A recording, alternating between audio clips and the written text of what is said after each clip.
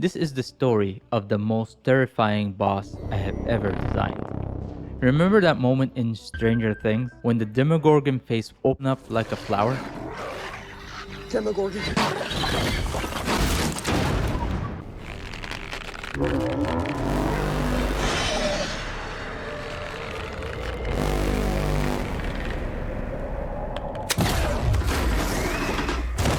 That image stuck with me, and years later it inspired the most terrifying boss in my game, and building it nearly broke me.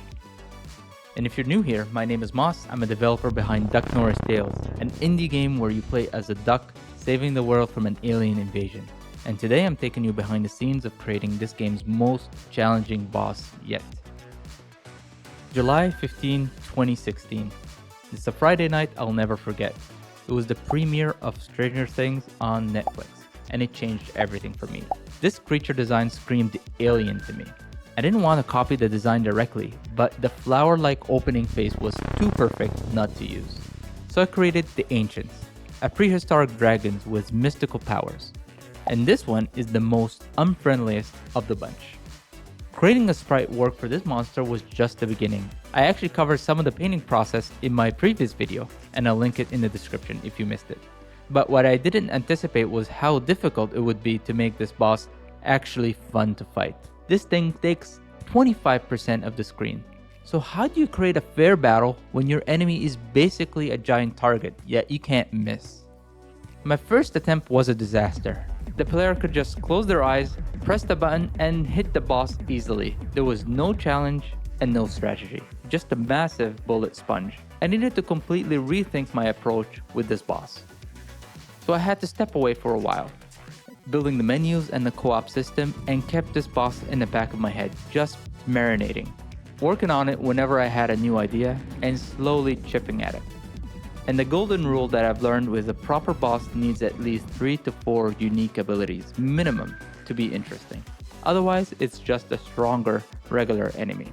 And I literally went back to the basics, grabbed my notebook and started sketching ideas trying to make sense of what I have. If my game relied on melee, this would have been a lot easier because the player has to get closer to the boss to do the damage. But with Duck Norris, having a gun is simply too OP. Sometimes when you're stuck, you have to throw out everything you know about game development and reconnect with why games excited you in the first place. And I had a crucial realization. Sometimes the boss battle isn't just about the enemy, it's about where you fight them. Since this was a flying acid spitting worm, the environment needed to reflect that danger. So I completely had to rework the level, adding giant acid pits to the ground that deals damage if you fall in. I also designed the space to force players to uncomfortably get closer to the boss at times, creating the psychological tension where sometimes staying dangerously close is actually safer than trying to run. But this made it too linear, so I decided to add new platforms. These platforms you can jump through it up and down, and they add another layer of strategy. They can act as escape routes when you need them, but stand on them for too long and you get punished very badly. Every element of the environment now complements the boss's abilities. And now that I have that taken care of, I started working on adding more attacks for the boss. So I added an acid spray. It's a giant ink acid attack that spits into 4 projectiles when the duck attacks it. And when the boss feels more threatened, it spits more acid to gain the upper hand. And while working on the other attacks, I was experimenting with shaders, and I created something that resembling a symbiote. These blots became self-aware for a second to hunt you down, trying to overwhelm you with their sheer number. And it was so cool that I decided to rework one of the other Kraken superpowers to open a black hole that unleashes hell on the enemy.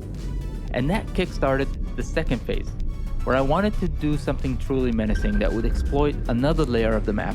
Just when the player feels safe on the platforms, the boss transforms and introduces new attack patterns. With these attacks, this boss finally reached the tier I was aiming for. It's a combination of environmental hazards and different attack patterns. And this phase creates a challenging but a fair fight for the player to remember. And this evolved into the most challenging boss in Duck Norris Tales. But the final result was way worth it. Thank you so much for watching. If you made it this far and you're interested in optimizing things and becoming better, I've created a new Discord server for like-minded people who wants to take this journey to the next level, and you can find it in the links below. If you enjoyed this video, please leave it a like and a comment. It will really help me with the algorithm and help the channel grow. If you enjoyed this video, you'll enjoy this video as well. Thank you so much, and remember, just take it one day at a time, and I'll see you in the next video.